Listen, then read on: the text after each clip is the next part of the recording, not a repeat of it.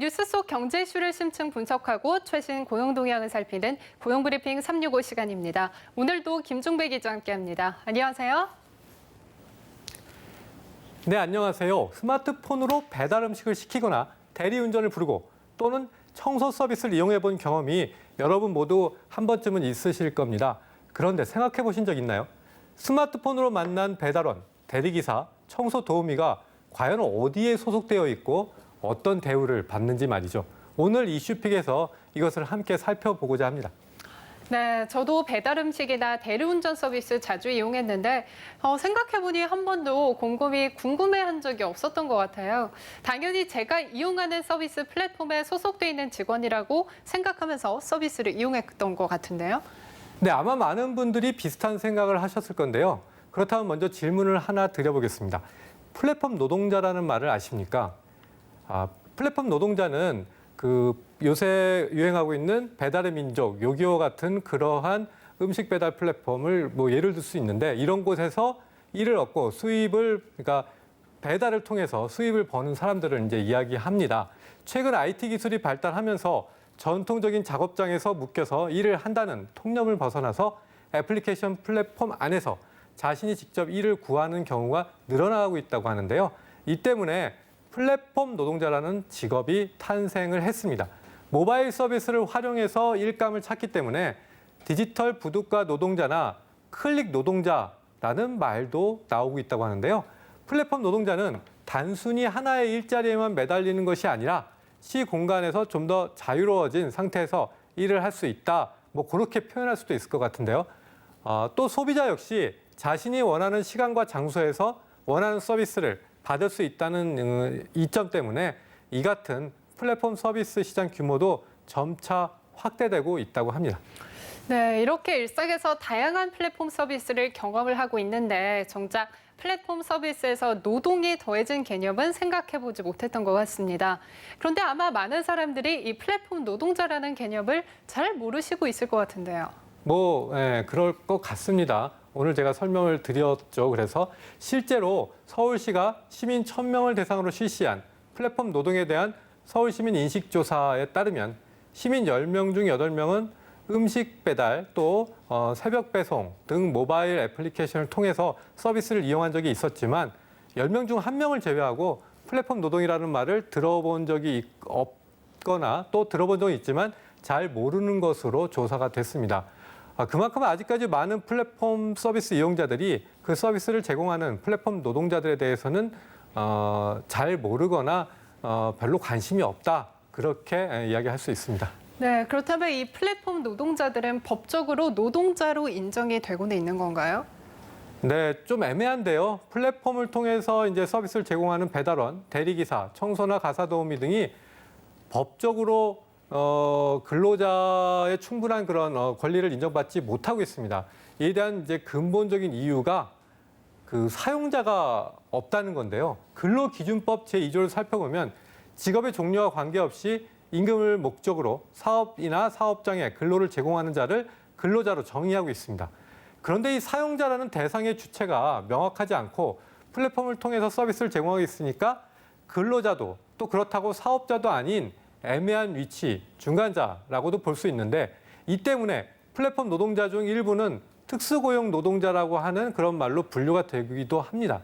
고용노동부와 근로복지공단은 국내 플랫폼 노동자를 포함한 특수고용 노동자 수를 국내에 48만 명 정도로 추산하고 있는데요. 하지만 플랫폼 노동자의 경우 명확히 어딘가에 소속되어 있지 않다 보니까 집계가 어려운 것이 사실입니다.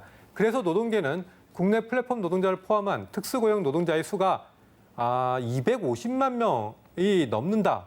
그렇게도 추산하고 있습니다. 네, 그런데 문제는 이렇게 법적으로 애매한 위치에 있으면 자연히 사회 안전망에서도 소외될 수밖에 없잖아요. 이 점은 어떤가요?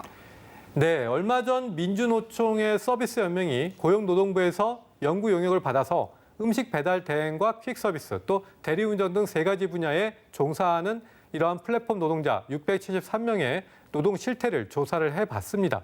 그런데 조사 결과 설문에 참여한 이러한 노동자들의 4대 보험 가입률은 평균 20%도 채 되지 않았다고 합니다. 가장 많이 가입했다는 산재보험도 가입률이 불과 15.2%였는데요. 국민연금 직장가입, 또 건강보험 직장가입, 고용보험도 모두 가입률이 10%가 되지 않았습니다. 더욱이 중개업체와 근로계약서를 작성하는 경우도 52.3% 정도에 그쳐서 플랫폼 이동 노동자 대다수가 사회안전망에서는 사각지대에 있다. 이러한 조사 결과가 나오고 있습니다. 네, 산재보험 가입률이 15% 정도밖에 되지 않는다니 게다가 배달이나 퀵서비스 또 대리운전 같은 경우에는 교통사고 등 다양한 위험에 노출이 돼 있잖아요. 그럼에도 불구하고 4대 보험 가입률이 채 20%가 되지 않는다는 건 상당히 심각한 상황인 것 같은데요. 네, 심각한데요. 뿐만 아니라 그 이동 노동자들의 근무 시간 역시 주 6일 근무가 일반적이라고 하네요. 하루 총 근무 시간도 13.7시간으로 조사가 됐는데 주 52시간을 훨씬 훌쩍 넘고 있죠. 또 총 수입에 비해서 순수입도 상당히 적은 수준이다라고 합니다. 이동 노동자들의 월 평균 수입으로 배달원의 경우에는 390만 원, 또 퀵서비스는 321만 원, 대리운전 기사는 259만 원을 벌고 있었는데요. 이렇게만 본다면 적지 않은 수입인데 업체 수수료와 플랫폼 프로그램비, 보험료, 이동 비용, 통신비, 오토바이 유지비 등을 모두 수입 내에서 감당해야 하니까 순수입은 여기에서 확 줄어들 수밖에 없습니다. 이러한 비용에 퀵 서비스는 177만 7천 원, 배달 서비스는 151만 4천 원, 대리운전은 107만 9천 원의 비용을 지불하고 있다고 하니 순수입은 최저 시급도 안 된다. 이렇게 분석이 되겠습니다. 이 때문에 국토교통부는 퀵서비스, 배달 대행과 같은 이륜차 물류를 운전하는 노동자들이 법적으로 보호를 받을 수 있도록 생활물류 서비스법을 추진하고 있는데요. 하지만 단순히 이동 노동자만이 아니라 플랫폼을 통해 생계를 이어가고 있는 다른 플랫폼 노동자들도 사회안전망 확충, 거기에 수혜를 받아야 된다. 이러한 목소리가 점차 높아지고 있습니다. 그렇군요. 보다 환경이 좋아지기를 기대해 보겠습니다. 다음은 유용한 경제용어만을 쏙쏙 골라 소개하는 뉴워드 시간이죠. 네, 오늘의 뉴워드는 AB5 법안입니다. AB5 법안은 얼마 전 미국 캘리포니아의회에서 통과된 법안인데요. 우버 기사와 같은 주문형 플랫폼 노동자의 법 지위를 독립계약자, 그러니까 개인 사업자 신분에서 피고용인으로 분류하는 내용을 담고 있는 법안이라고 합니다. 미국 역시 차량 공유 서비스나 음식 배달 서비스 플랫폼으로 일하는 운전자, 또 배달원의 법적 지위가 보장이 되지 않아서 큰 문제를 겪어왔다고 하는데요. 업체들이 사실상 플랫폼 운전자들에 대한 관리를 하면서도 직원으로 고용했을 때 져야 할 법적 책임은 방관해왔던 겁니다.